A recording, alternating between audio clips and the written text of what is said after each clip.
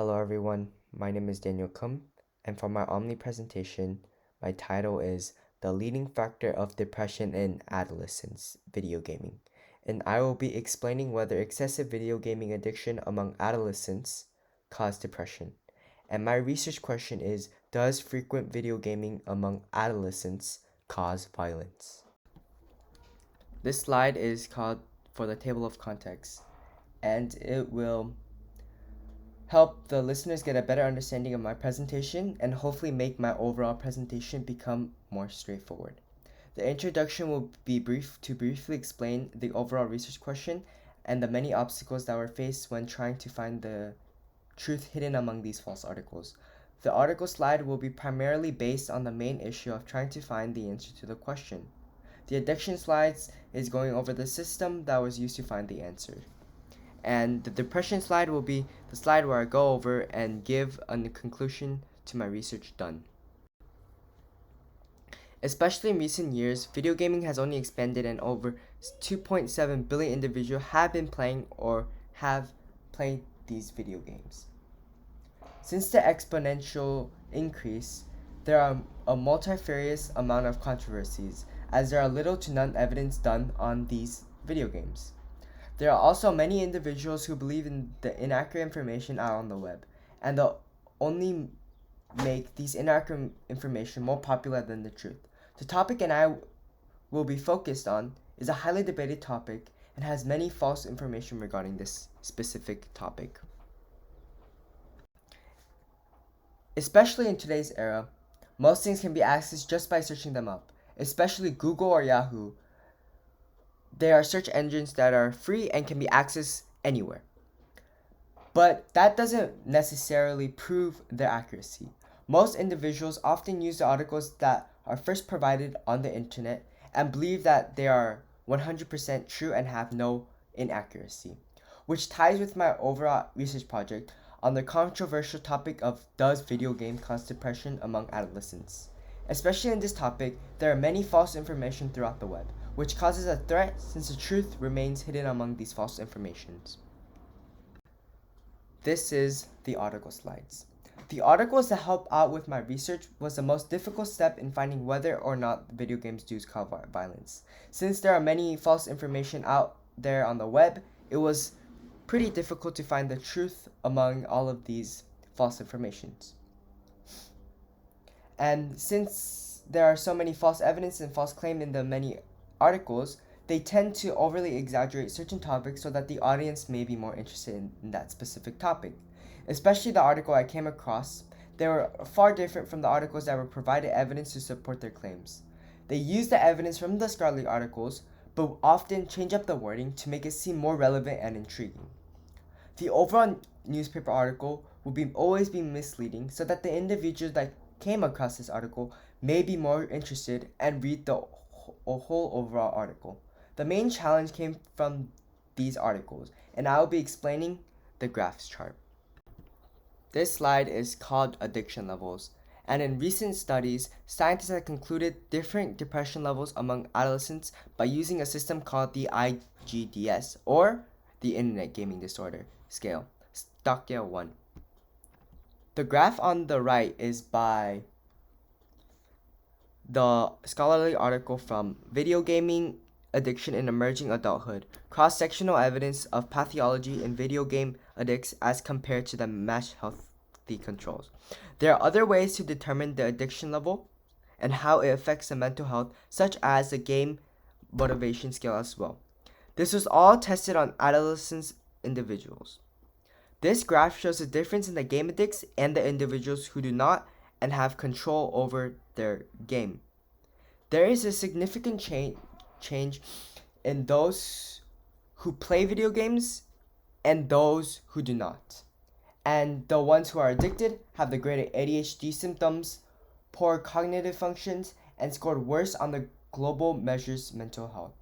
With all of these combined, we can conclude with the graph that the video games addicts display poor cognitive functions and mental health compared to the non-addicts. This is the slide analysis of chart IDGS. The black indicates on the previous slide is the addiction, and the gray on the previous slide indicates those who have control over video games. Especially in mental and emotional health, there is significant difference from the individuals who are addicted than those who have a control over their video game.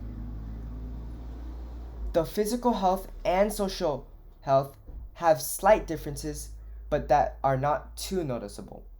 The individuals who have a control tend to have less pornographic use as well. In all of the different charts, the individuals who have control always have the better advantage, as well as in health and as well as pornographic use as well.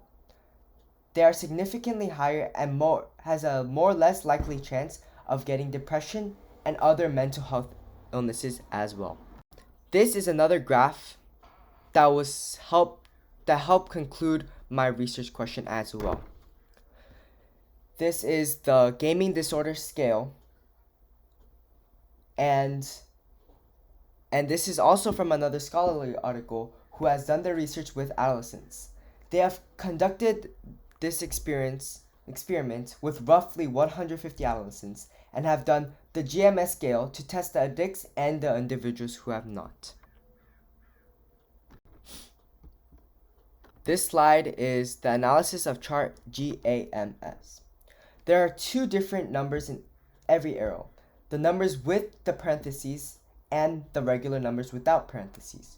The numbers with the parentheses indicate the individuals that do not have an addiction, and the non-parentheses indicate that they do have a game addiction. In all of the charts, the individuals who are addicts have a higher chance of getting depression and anxiety than those of individuals who do not. They also tend to have less social skills and poor health as well. That was concluded from the GMS scale. With all of these graphs and research papers, I have concluded that depression has some links with video gaming, but it is not 100% certain that video games actually cause depression. Even with both the GMS and the IBDS, they both have limitation and cannot provide the excessive video gaming causes depression among adolescents. Even with the graph, there's not too much of a significant change for the scientists to conclude that playing video games cause depression. Even so, depression may be contributed when playing too much video games. But when looking at the non-scholarly articles, as well as such as the newspaper articles, there are many inaccuracies going on with these research questions, and especially the topic of video gaming. There are many controversies going around, and have many newspapers has switched up the wording so that the research questions may seem more interesting towards individuals. This is the conclusion 2 slide.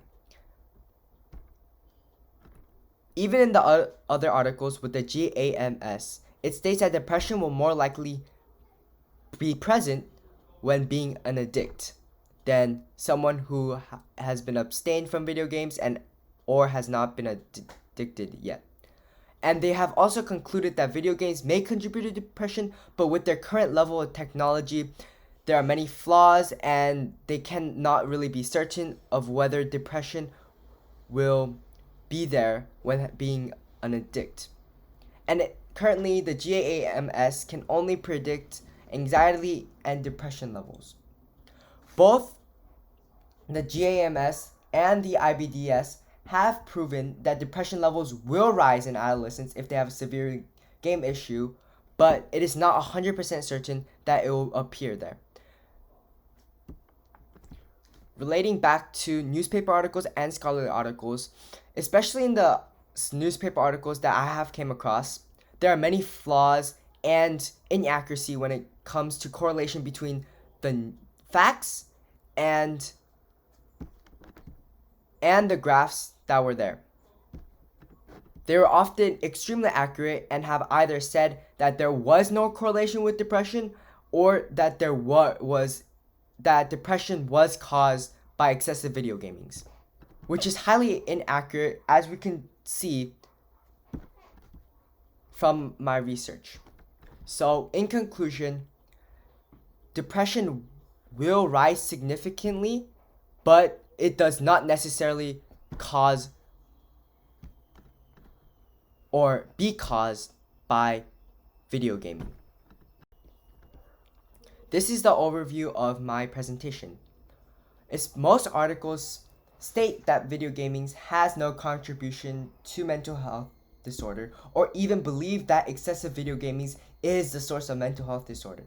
These articles are false, as the many scholarly articles that I have read believe that excessive video gaming among adolescents only partially contributed to depression and maybe significant rise the chances of depression. It does not necessarily mean it does cause depression.